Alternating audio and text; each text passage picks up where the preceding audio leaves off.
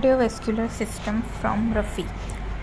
Difference between arteries, arterioles, capillaries, venules and veins. Arteries में हमारे पास 3 layers होती हैं, आउटर एडवेंटिशिया, मिडल मीडिया और इनर इंटीमा. आर्टरीज हमारे पास थिक वॉल्ड होती हैं जिसकी वजह से प्रेशर भी ज़्यादा होता है और उसकी वॉल थिक होती है तो उसका ल्यूमेन जो है वो स्मॉल हो जाता है और आर्टरीज क्या करती हैं, ऑक्सीजनेटेड ब्लड टिश्यूज़ तक पहुंचाती हैं.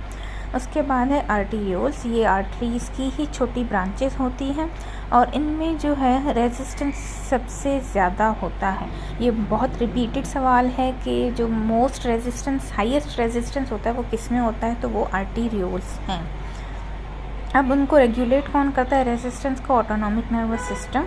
और जो आर्टीरियोल्स हैं उसमें हमारे पास जो रिसेप्टर्स होते हैं वो अल्फ़ा H1 एड्रीनर्जिक रिसेप्टर्स होते हैं और कहाँ कहाँ पर प्रेजेंट होते हैं, स्किन और रीनल सर्कुलेशन में. और जो बीटा 2 रिसेप्टर्स होते हैं वो स्केलेटल मसल्स में मिलते हैं आर्टीरियोल्स में.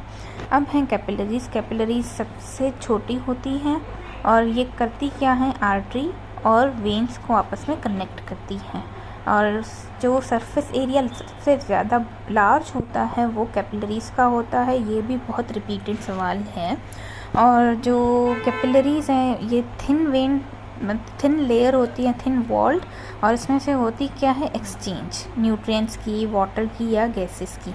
अब आता है हमारे पास वेन्यूल्स. जब कैपिलरीज मर्ज होकर, आर्टरीज पहले होती हैं देन कैपिलरीज जो मर्ज होकर वेन्यूल्स बनाती हैं और वेन्यूल्स आगे बढ़कर क्या बनाते हैं, वेन्स.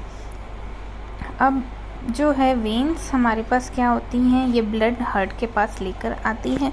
हार्ट के पास ज़्यादातर जो है डीऑक्सीजनेटेड ब्लड आता है, तो अब ये डीऑक्सीजनेटेड ब्लड लेती हैं और जो सबसे ज़्यादा कार्डियोवैस्कुलर सिस्टम में जो ब्लड लाती हैं वो वेन्स ही लाती हैं.